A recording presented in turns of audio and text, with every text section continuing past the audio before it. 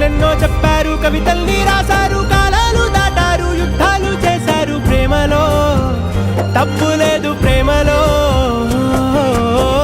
వేల వేల వెన్నెలంత మీద వాలి వెలుగునంత మోయమంటే నేను ఎంత రే.